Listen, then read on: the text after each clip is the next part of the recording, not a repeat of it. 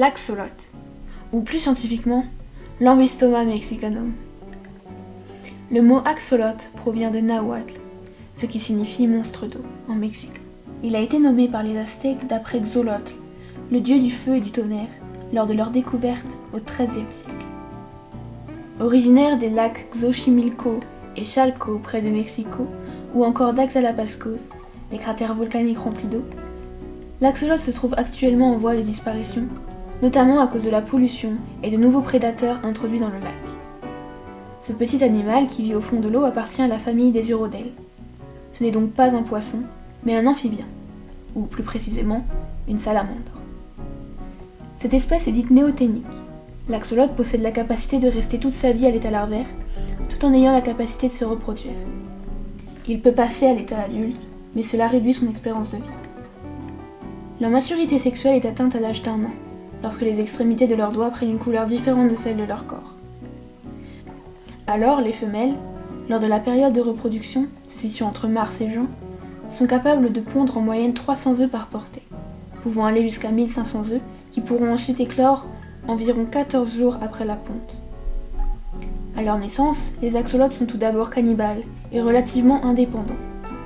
Nous pouvons trouver des axolotes de plusieurs couleurs différentes, ce phénomène étant dû à des variations génétiques de pigmentation. Il existe la forme commune, concernant les axolotes sauvages, ils sont donc noirs, gris ou bruns parfois bleutés. La forme leucistique, c'est-à-dire que les yeux sont bleus ou noirs et le corps est blanc, que l'on peut trouver dans les grottes et lacs souterrains du Mexique, et la forme albinos, avec des yeux rouges et une peau blanche, ou parfois dorée, une forme que l'on ne retrouve que chez les axolotes en captivité.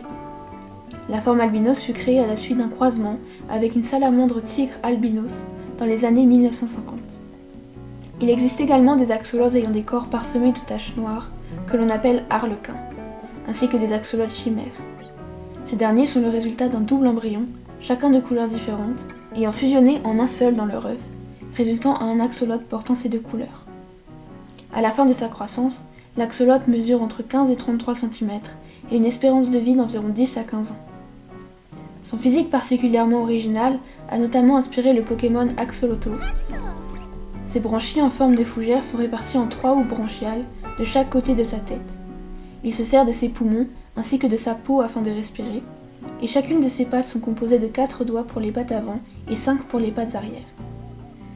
L'axolote est capable de régénérer ses membres et ses organes endommagés ou détruits, par exemple un œil ou une partie de son cerveau, tout en gardant et en reproduisant l'entièreté de ses capacités.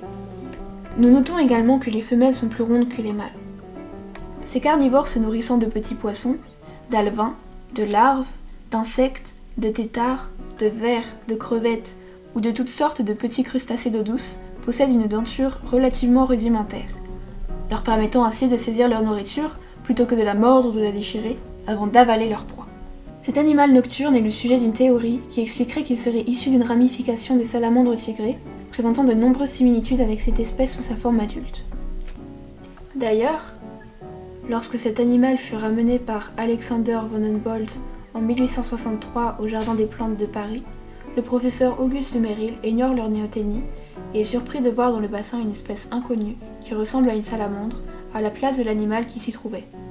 Cette histoire fut grand bruit et suscita des recherches concernant le phénomène de néoténie, attirant l'attention de scientifiques sur cette espèce.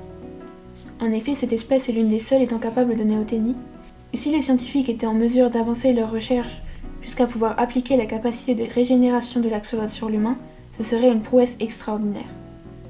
Il est interdit de vendre un axolote capturé dans son milieu naturel, c'est pourquoi la plupart se trouvant sur le marché descendent de spécimens utilisés pour la recherche, devenant pour beaucoup d'entre eux des animaux domestiques adorables et charismatiques. Axoloto, axoloto, axoloto, axoloto, axoloto, axoloto.